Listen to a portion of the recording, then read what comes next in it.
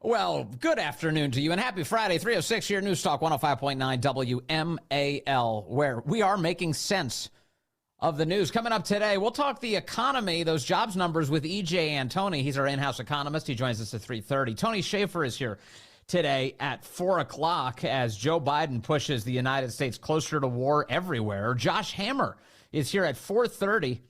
He's with Newsweek and the host of the Josh Hammer Show. He's going to talk to us about John Easton and the left's war on anybody who's ever represented the side of decency ahead before the courts. And then Jay Richards will be with us at 5:30. He's the co-author of The Privileged Planet, How Our Place in the Cosmos is Designed for Discovery. Yes, that's right. A man who's an expert on space will tell us all about this solar eclipse this week. Everyone getting ready. I'm lucky because I have my glasses from the last one. I don't have to go out on the street and pay $1,000 for a pair of glasses. Also, I'm not even in the I'm not even in the zone for the full solar eclipse, so I won't be partaking. I'm going to skip it this year. You can join us today, 888-630-9625, 888-630-WMAL. Everyone's very excited about the solar eclipse. You see the maps of the Airbnbs all across the country, just along the strip of the country from southwest to northeast where the total eclipse will be seen. All of the Airbnbs, I think everywhere, are all sold out so that people want to gather with their family and then live in total darkness for a few moments. So that'll be very exciting. Very exciting. My kids' school decided they're getting out early on Monday. They said, we have early dismissal for safety reasons. I was like, what do you mean for safety reasons? What a bunch of losers. Like, what's safety reasons? During the solar eclipse, the kids will be kept indoors. Why? That's the fun part. Let them out. Give them glasses. You can't afford them? What's going on exactly? Yeah, that's going on. The solar eclipse, very big news. Also, as I mentioned, we're going to talk the economy with EJ Antoni. We get some jobs numbers today the media is crowing about. They say they're huge job gains. But if you look under the hood of these things, you won't be quite as encouraged, I hate to tell you. Because the answer, as we'll get into detail with EJ Antoni, is all the job gains went to foreign-born people, not to American citizens who continue to lose jobs. American-born, native-born is the phrase. All the jobs went to government employees. The government's been hiring like crazy. And all the jobs went to part-time jobs, but not full-time. It's the same trend we keep seeing month after month after month. And almost no other show on the planet will tell you about this, unfortunately. There are some people on the right who are beginning to pick up on all of this. I saw the Trump campaign was tweeting about some of this today and Xing about some of it today. The RNC was as well.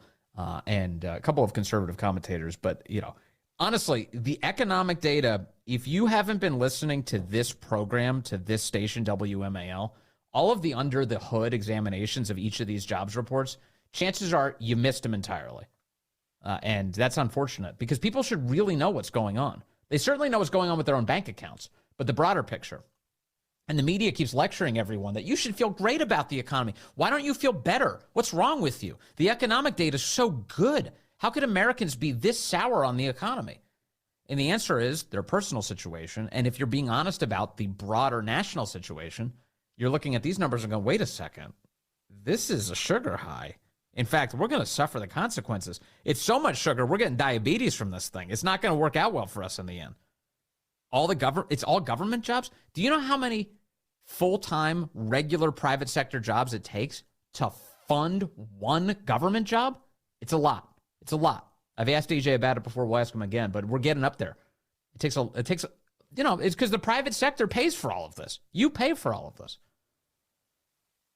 So we'll take a look at that. Also, earthquake today. Everyone's very excited about earthquakes. I don't blame them. East Coast earthquakes are the best, aren't they? Especially when they're like this, where there's no casualties, just get a little bit of a shake, and everyone can talk about how they experienced an earthquake. We got to do that some time ago here in Washington, D.C. Everyone got really excited. There were some damages, things that had to be repaired in the wake of the earthquake. And then we just had one hit the tri-state area, New Jersey, New York. It's funny. All the New Yorkers today are all claiming that the earthquake hit New York. Everyone's like, hey, an earthquake hit New York. And I guess technically it's true. It encompasses the whole area. All the people from Jersey are saying, an earthquake hit New Jersey. They're all crowing on social media. They want everybody to know it was their state in particular that got hit. I do love Kathy Hochul's assessment today. She said an earthquake hit west of Manhattan.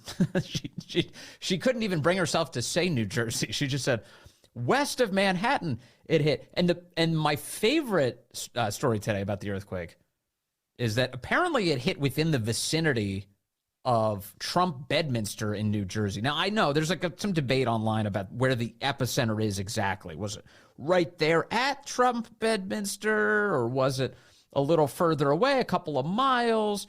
And honestly, I think the first people who were really jumping all over this were lefties. They think, unfortunately, so many of them are godless anyway, but they're pretending like this is a sign from God that an earthquake hit near the Trump Golf Club, or maybe as the epicenter.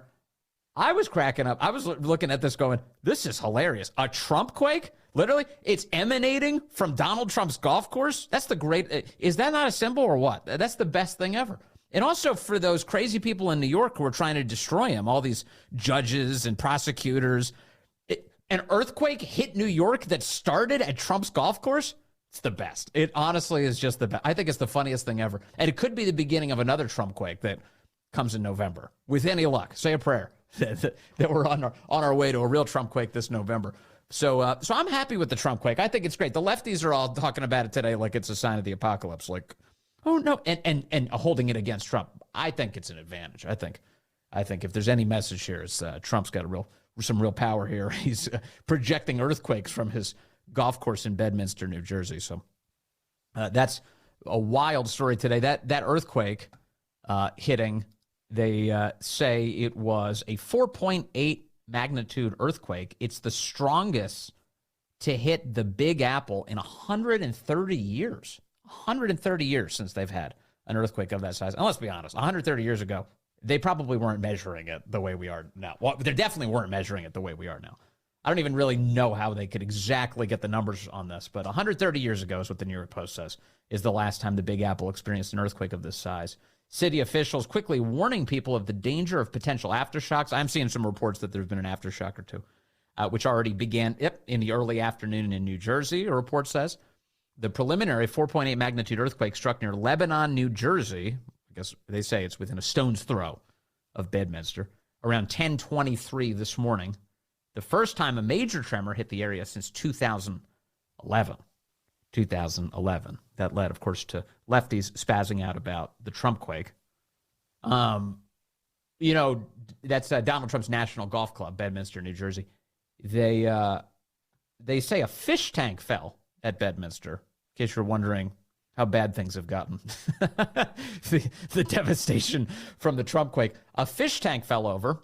The fish fell out, but the tank did not break. That's the report at this hour. We will bring you breaking news updates as we get them. The fish fell out of the tank, but the tank itself did not break. One would assume that there is water all over the ground from the fish tank that fell over at Bedminster. The ground shook very hard, a club member revealed to the New York Post, describing the surreal moment. A Trump Organization spokeswoman told the New York Post, quote, "There is no damage to Trump Bedminster," declining to comment further. So look, that's pretty great. So Trump didn't buy one of those cheap Chinese fish tanks. He bought a strong American-made fish tank that survived the Trump quake up there today. So that is great news. How about that? We start with some great news on the show, and let's start with a call. We've got Mike in Gainesville now, line one. Mike, good afternoon. You're on the Vince Coglianese Show. Hello, Mike. Happy Friday, Vince Coglianese. How are you? Same to you, brother. What's on your mind? Every time I hear the job statistics, the glowing statistics, I just think I'm living in George Orwell's 1984 novel, where all the government statistics are made up, and they always revise these numbers downward a month later to say that these numbers that were so great just weren't that great. That's such a good point. I didn't even mention that part of it. Yeah, every month it seems like at least in the last year. I don't know how far back we've stretched, but every month they adjust downward. They have a downward revision for the prior month. In other words, they're saying, nah, things were not as good as we claimed. And they've been doing it month after month after month. So they lead with these big headlines. Oh, things are great. And then they mutter that actually the prior month was way less than we told you. Yeah, they get credit for things they shouldn't get credit for, and then they admit they're lying to us later on, even though we knew they were lying when they told us the glowing report to begin with. That's the world we live in. Mike, what do you make of this attitude when you hear, media people and all sorts of, commentators and pundits? They say, the American people, it's so strange that they don't seem to have this sentiment that the economy is great. I'm looking at the numbers. The economy is great. What is it going to take to get through to the American people things are going well? What do you make of that analysis? Well, I mean, it's certainly a silo of wishful thinking. They're living in a bubble, and they'd like to think they can convince people that are going broke and living on their credit cards that somehow it's all going to turn around. Bidenomics is going to make things better in time to save their skin. But I think the majority of the population is waking up to the realization that all mainstream media is just telling them falsehoods all the time. Isn't it crazy? It's so crazy. I used to have more trust, definitely, than I do now. I mean, I've been cynical for a while about the media, but that's just rock bottom now. They lie with such ease. And also, it's funny because the media industry in particular, Mike, are losing jobs left and right. There are people every week I see a story of another news outlet that's being shuttered. They've run out of money. They're firing all the reporters. And are you going to seriously look at me with a straight face when your industry is collapsing, literally economically, not just in terms of trust, economically? And then you're like, but the economy's great. It's like, what? All of your colleagues are getting fired. What are you talking about? They're hoping they're going to land on their feet somewhere else, I guess. Yeah. Hope springs eternal. But yeah. It's hard to reprogram yourself out of the cult once you're in it. No question. Oh, Mike, thank you. Yeah, there's a good reminder, Mike. I appreciate that on the statistics here about every month we get these downward revisions. Actually, last month wasn't as great as we said it was, but they mutter that at the end of the paragraphs about how great the current month is. You're like, well, wait a second. Let's just pause for a moment. A little bit of a boy who cried wolf phenomenon, or whatever. Just this idea that they keep telling us that things are great, and it turns out they're not. It turns out they're not at all. So we'll get into that with EJ Antoni coming up, who has the data on this. A couple of headlines for you. Bidenomics at work. Part-time employment surges for another month. Full-time falters. Daily Caller reporting today. The number of Americans working part-time jobs surged in March, while full-time jobs declined. That is not the sign of a healthy economy. If people are taking multiple jobs, what do they call it? A gig economy? That's a hell of a euphemism. A gig economy.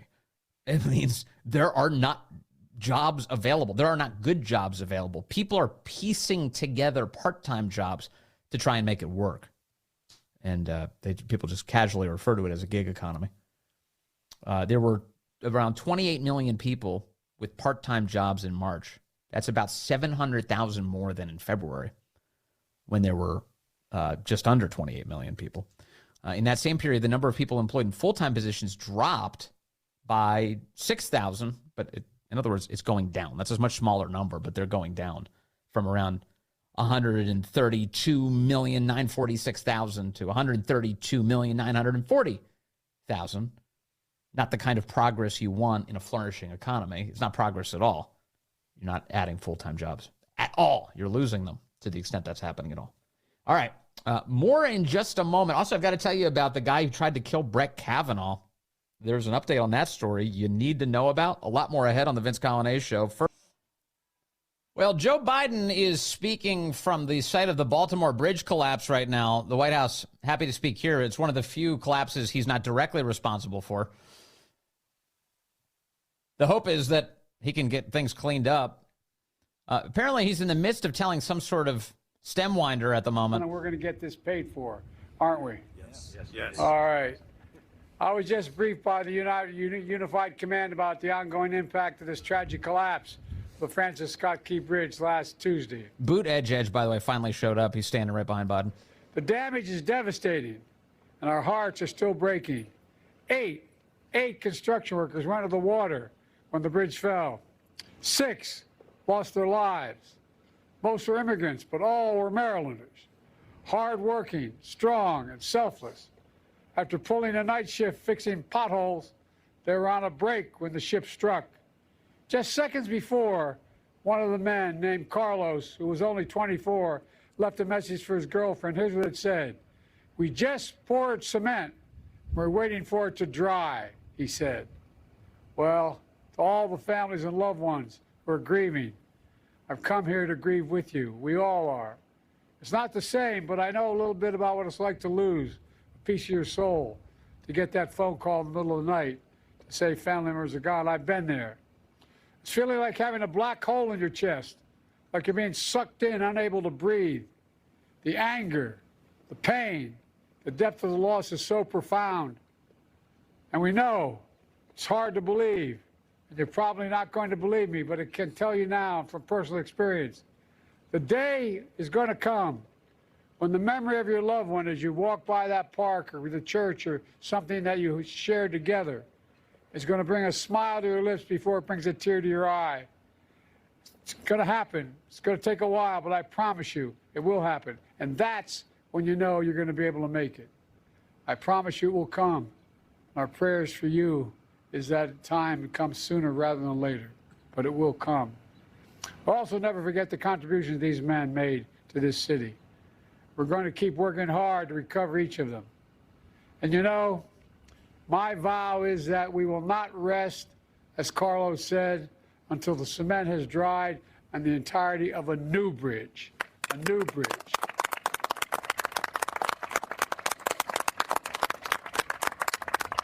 Early this afternoon, we took an aerial tour, survey of the wreckage. You know, from the air, I saw the bridge that's been ripped apart. But here on the ground, I see a community that's been pulled together.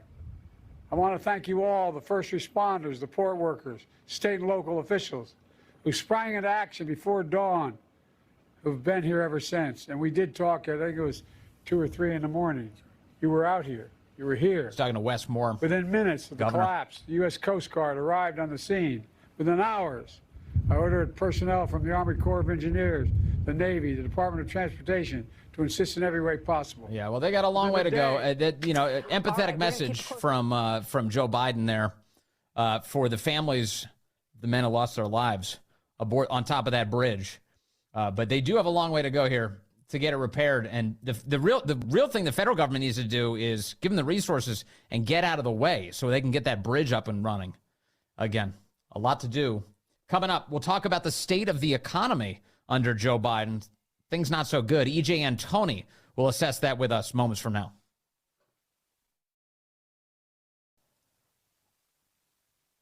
Hey, good afternoon to you. 3:34 here, News Talk 105.9 WMAL, where we are making sense of the news. Coming up this hour, we're going to be joined by EJ Antoni just in minutes here. Then Tony Schaefer is here at 4 o'clock from the London Center for Policy Research. Josh Hammer joins us from Newsweek at 4:30. And then at 5:30, we talk solar eclipses with Jay Richards. You can join us at 888-630-9625, 888-630-WMAL. A big jobs report today declaring that things are just humming along. CNBC headline, job growth zoomed in March. Downright zoomed as payrolls jumped by 303,000 and unemployment dropped to 3.8%. They said the unemployment rate edged lower to 3.8% as expected, even though the labor force participation rate moved higher to 62.7%. And as far as those payrolls are concerned, they say the 303,000 increase to non-farm payrolls beat the Dow Jones estimate for a rise of $200,000. Now, on the surface, that sounds great, but what's underneath it? Well, let's ask EJ Antoni. He's the in-house economist for the Vince Coglianese Show and an economist at the Heritage Foundation as well. Sir, great to talk to you today. Thank you. Vince, always great to be with you. You are on a tear this morning. I saw all of your posts on X talking about what's actually inside of this data. Take us through it. What do you see here? Well, essentially, Vince, it comes down to, I think, where are the jobs that are being created? What kinds of jobs are being created? Who has these jobs? What's the actual quality of these jobs? And unfortunately, once you start answering those questions, you find out that things are nowhere near as good as the headlines are making them out to be. So if we just take, just as an example, what kinds of jobs are we adding? We're not adding full-time jobs. We're losing them. And that's not just the month of March. This is something we've been talking about for a while. Over over the last year, we have lost full-time jobs. The only jobs we're adding anymore in this economy are part-time ones. And a key reason for that is that people increasingly can't make ends meet. And so to try to fill the gaps to make it from paycheck to paycheck, so they're not just using credit cards every month, they're having to get part-time jobs in addition to the full-time work they already have. Now, so that's increasing your jobs numbers, but it's not a sign of wealth and prosperity. I can say, anecdotally, I've talked to people who are in the job market right now, friends who are looking for gigs, and what they've detected is that, especially among the private sector, it's like impossible. It's impossible. It's like looking for jobs and getting interviews, a lot of competition for that. But government jobs, those tend to be available. Those are the ones where you're getting callbacks and you can go work for the government. What's the difference here between the private sector and the government when it comes to this full-time work? Well, at first glance, it looks like it's roughly a 3-to-1 ratio. In other words, for every 3 private sector jobs you add, you're adding about 1 government job. But again, you have to ask about the quality of these jobs. And you see that disproportionately, the government jobs are more likely to be full-time and the private sector jobs more likely to be part-time. But on top of that, I think we're really missing, if that's all we talk about, we're missing the fact that several sectors of the economy are completely dominated by government. In other words, it is government dollars, aka taxpayer dollars, that fund most of these industries and fund most of the payrolls. Healthcare is a great example of that. So a lot of the jobs that are being added in the healthcare sector today fall under the heading of private jobs, but they're paid for by public dollars. Remind me, how many private sector jobs does it take to pay for a government job right now? It depends, but typically you need about 20-to-1. The reason I say it depends is because if you're in a time like we are today, where so many of the private sector jobs you're adding are part-time, you need a whole heck of a lot more of those in order to support a single full-time government job than if all the private sector jobs were full-time. That's a huge number, though, 20-to-1. So you need 20 private sector jobs just to fund 1 government job. And yet, when you look at this data, as I understand it, it's a part-time job increase. A lot of people working multiple jobs. The numbers here, by the way, they include people being double counted, correct? So if you're being double counted, it pads the numbers as we see each month, right? Right. That's become a really big problem now with these monthly numbers, is that, again, every time I go out and I get another part-time gig, I increase the number of monthly payrolls, but I'm not actually increasing the number of people employed. Now, I will say in this last month, we did see an increase in the number of people employed. We did see more people returning to the labor market. So that's a very welcome change from the path we were on previously. But we still have a very long way to go. You look at where we are today versus pre-pandemic, and a couple percentage points in something like labor force participation rate equates to millions of people missing from the labor market. I have to say, I don't know why, but you seem to be the only person or one of the few economists who says all of this out loud. I look at some of the economic media, a lot of it, and although some of this data gets referenced, it's usually like 40 paragraphs down, and they don't emphasize it. For instance, like the fact that we keep losing full-time workers every month and we're only adding part-time jobs, shouldn't that be a higher priority for the economic press? You would think so. So, who knows, Vince? Maybe it has to do with their motivations. I'm not in their head, so I can't answer that question. But I will say at the end of the day, no matter what your motivations are, you have a duty to the numbers. If you're going to be a data scientist, then you need to be a data scientist, not a political scientist. Right.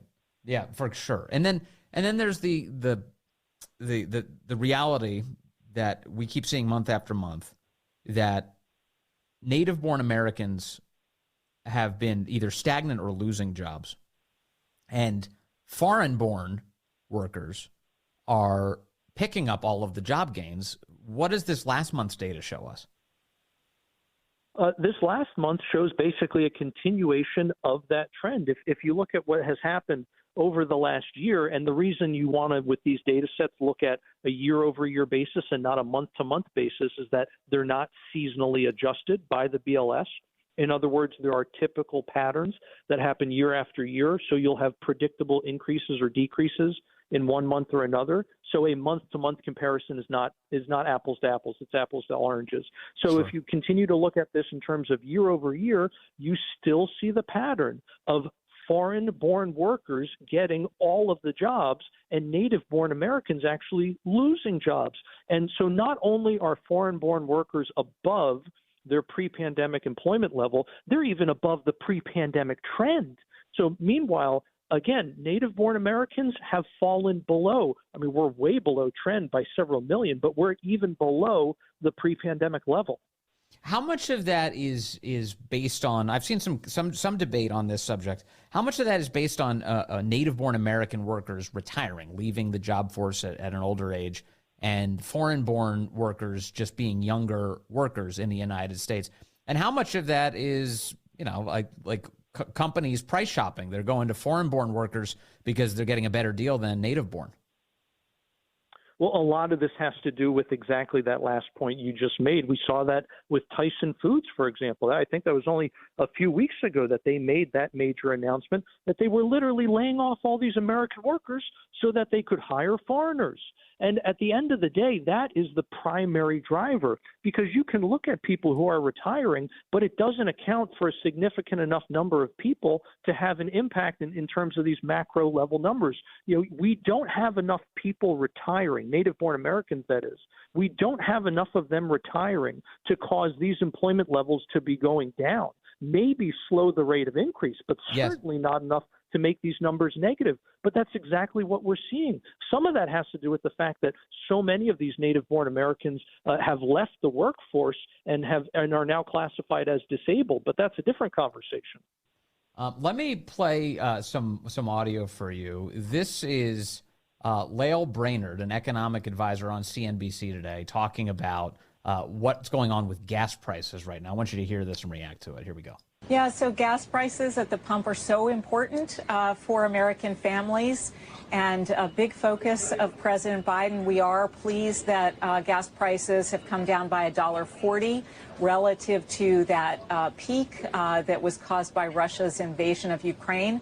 But as you say, we are watching carefully to make sure that those gas prices at the pump don't go up. But as I understand it, what she's doing, what the Biden administration is doing, EJ Antoni, is she's measuring their success against Biden's worst moment and saying, oh, we're back from Biden's worst moment. But aren't gas prices up something like 50% from when Joe Biden took office?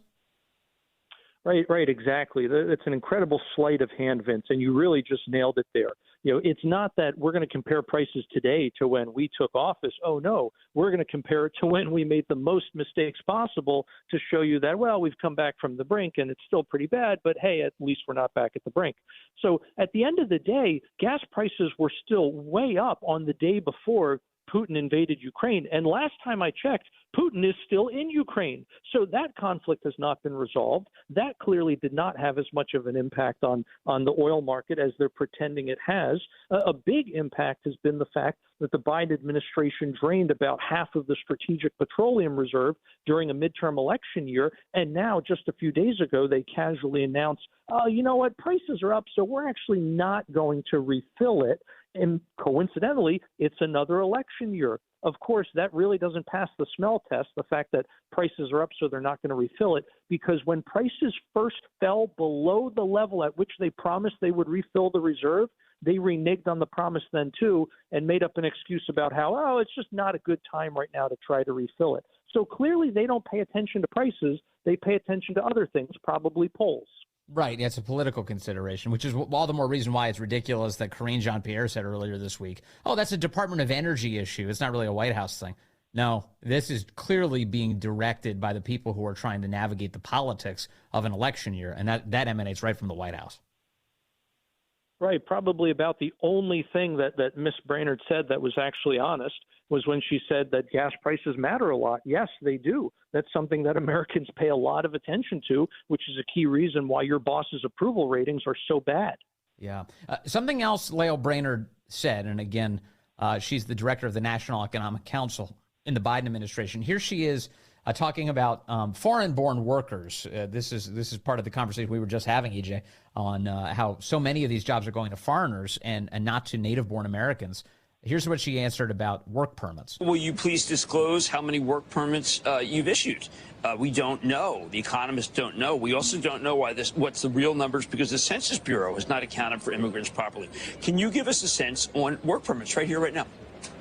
Yeah, so I can't give you any specific numbers. I'm looking at the jobs market from this morning. You're looking at the same numbers.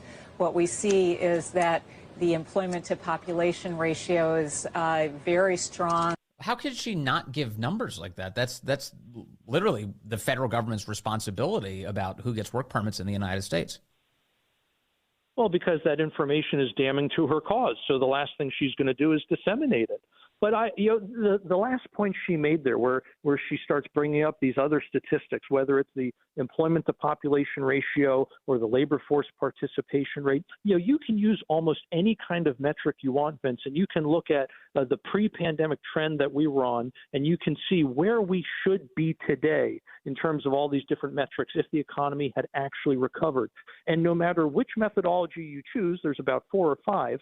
In any event, you find we are missing millions, literally millions of people from the workforce. And if you put those people back in to the unemployment calculation, because right now they're excluded from the unemployment rate calculation, so put those people back in, what do the numbers say? You're not looking at 3.8%. You're looking at somewhere between 6.5 and 7.7% unemployment. There are very good reasons, Vince, why people feel so down about this economy.